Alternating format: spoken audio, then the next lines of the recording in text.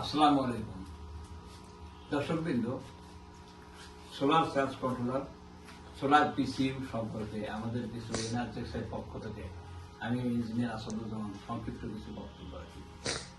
প্রথমত আমাদের উৎপাদন সম্পর্কে আপনাদের সম্যক ধারণা দেই। আমাদের NPPT DSP based 30 ampere, 40 ampere, 60 ampere এটা আছে। তারপরে হলো আপনার এসটিএম বেসড যে এনপিপিটি এটাও আমাদের আছে। এই যে সিপিইউ আমাদের, এই যে আমাদের এটা হলো 60A, আমরা পরবর্তীতে এটা 80 অ্যাম্পিয়ার, 100 অ্যাম্পিয়ার করতেছি। এছাড়া আমাদের পাকিস্তানি এনপিপিটি একটা বোর্ড দাও, একটা বোর্ড সম্পন্ন হয়েছে। তবে আমি আপনাদের এনপিপিটির ব্যবহার সম্পর্কে কিছু সংক্ষিপ্ত বক্তব্য রাখার জন্য আমি কথা বলতেছি। আপনার সবচেয়ে বড় ব্যাপার হলো আপনি সোলারের যে ইনভার্টার, হাইব্রিড ইনভার্টার, এনপিপিটি এগুলো যে ইউজ করেন, বেসিক ব্যাপারটা হলো আপনার অর্থনৈতিক সাশ্রয়ের জন্য। এখন যদি এগুলো ব্যবহারের ফলে আপনার অর্থনৈতিক সাশ্রয় না হয়ে উল্টাভাবে আপনার অর্থনৈতিক ক্ষতিগ্রস্ত হন, সেক্ষেত্রে আপনার মূল উদ্দেশ্যটা সফল হবে না। প্রথমত কথা হলো যে আপনার ব্যাটারি ম্যানেজমেন্ট। আপনি যদি আপনার ব্যাটারিটা দীর্ঘ সময় সঠিকভাবে ম্যানেজমেন্ট না করতে পারেন, তবে আপনার ব্যাটারিটা নষ্ট হয়ে গেলে আপনার যে মূল্যবান একটা ব্যাটারি, এর মূল্য প্রায় 30,000 টাকা বা ততন্ত্র। তো আপনি এমপিপি বা সোলার সিস্টেম ব্যবহারের কারণে ওভার চার্জ করে যদি আপনার ব্যাটারিটা ড্যামেজ করে ফেলেন, এটা অবশ্যই যুক্তিসঙ্গত না, বা আপনি অর্থনৈতিকভাবে লাভবান হতে পারলেন না।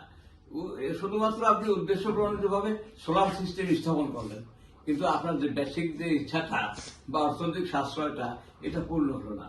যে কারণে আপনি সবসময় ব্যাটারির দিকে সবচেয়ে একটা বড় খেয়াল রাখবেন যে আপনি পিসিইউ যেটা ব্যবহার করবেন সেটাতে লোড ম্যানেজমেন্ট এবং ব্যাটারি ম্যানেজমেন্ট।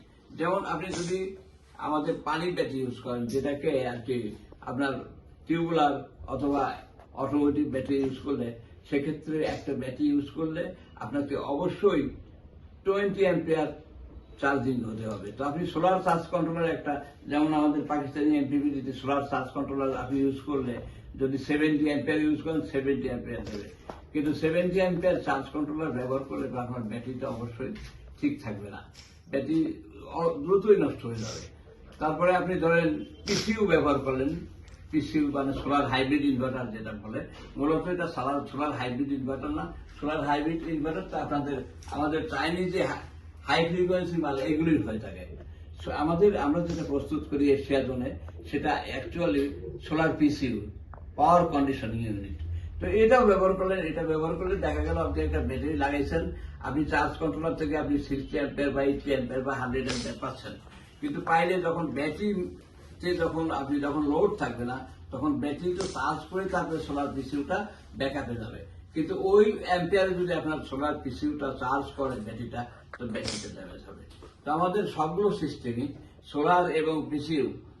আর আরেকটা ব্যাপার হলো, আমাদের দেশে কিছু পিসিইউ, রূপান্তরিত পিসিইউ আছে, আলাদা একটা চার্জ কন্ট্রোলার লাগাই একটা সোলার পিসিইউ বানায় ফেলে। কিন্তু একই ডিসপ্লেতে সব ইনফরমেশন সহ এবং চার্জিং কন্ডিশন ম্যানেজমেন্ট সহ, লোড ম্যানেজমেন্ট সহ একমাত্র সোলার পিসিইউ আমরাই উৎপাদন করে থাকি। এই কথাটা মিথ্যা বলতেছি না বা বাড়তি বলতেছি না আমি আমার পক্ষ থেকে। তো আমাদের যে চার্জ কন্ট্রোলার বা সোলার পিসিইউ, এটা আপনি যদি ব্যাটারি একটা লাগান, যদি মনে করেন যে আমি 10 অ্যাম্পিয়ার চার্জ সেটিং করবো বা 15 অ্যাম্পিয়ার চার্জ সেটিং করবো, আবার যদি দুইটা লাগাই আপনি মনে করেন যে আমি 40 অ্যাম্পিয়ার চার্জ সেটিং করবো, এটা সম্ভব। আবার আপনি যখন লোড দেবেন, লোড দিলে আপনার সোলারে যদি 100 অ্যাম্পিয়ার থাকে, ও পূর্ণ 100 অ্যাম্পিয়ারই লোডে দিয়ে দেবে। এই ব্যাপারটা সবচেয়ে গুরুত্বপূর্ণ একটা ব্যাপার। আমাদের বোধ আমরা অনেকগুলো প্র্যাকটিস করেছি। আমরা সোলার পিসিইউ ডিএসপি থেকে শুরু করে বিগত 3 বছর যাবৎ সব ধরনের সিস্টেম আমরা অ্যানালিসিস করছি। অ্যানালিসিস করে দেখছি যে জনগণের ক্ষতির উদ্দেশ্যে যে কোনো একটা চার্জ কন্ট্রোলার, অনিয়ন্ত্রিত কোনো চার্জ কন্ট্রোলার দেওয়া যাবে না। এই ব্যাপারটা আমরা বোঝার পরে আমরা STM32 MCU বেসড এই যে solar পিসিইউ, STM32 based solar MPPT, এগুলো আমরা আল্লাহর রহমতে সক্ষমভাবে সম্পন্ন করেছি এবং টেস্টেড করেছি। যে আমাদের সারাদিনে এখানে টেস্টিং হয়, তো টেস্টিং এর পরে আমরা ভালো রেজাল্ট পাওয়ার পরেই আপনাদের সাথে আমরা সামনে বক্তব্য রাখছি। আমি বিগত আরো 3 বছর আগে ডিএসপি বেস সোলার পিসিইউ করছি, কিন্তু সেটা যথাযথভাবে কার্যকরী না হয় দুঃখিত, কার্যকরী না হয় আমি পরবর্তীতে ওটা বাজারজাত করে নাই। আমার এখানে 300 পিসিবি স্টোরেজ আছে, DSP solar PCB 300 PCB storage আছে, কিন্তু এটা আমি বাজারজাত করি নাই। তারপরে আরেকটা ব্যাপার হলো যে আপনার চার্জ কন্ট্রোলারের প্রকারভেদ।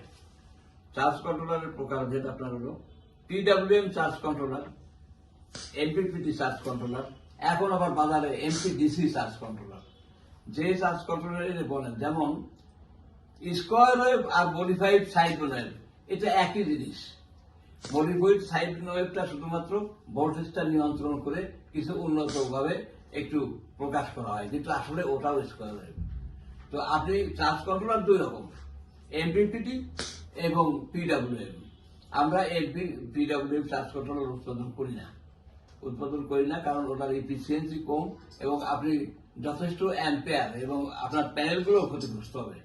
ওটা যেহেতু ভোল্টেজ ড্রপ করে, আমরা এমপিপিটি এমপিডিসি এগুলো প্রোডাক্ট করি না। আমরা শুধুমাত্র, তাও আপনার যেটা চার্জ কন্ট্রোলার এমপিপিটি, সেটাও সবচেয়ে উন্নত মানের একটা প্রোডাক্ট করি, যেটাতে ব্যাটারি ম্যানেজমেন্ট আছে। এই হলো ব্যাপার। আর পিসিও আমরা ওইটাই ব্যবহার করি। আমরা ইনশাল্লাহ 120 অ্যাম্পিয়ার পর্যন্ত দিতে পারবো।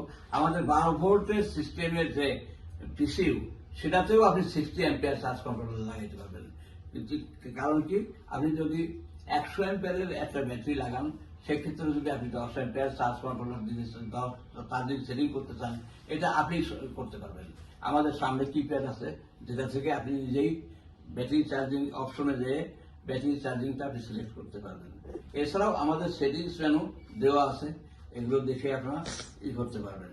আল্লাহর রহমতে এটাই আমাদের সবচেয়ে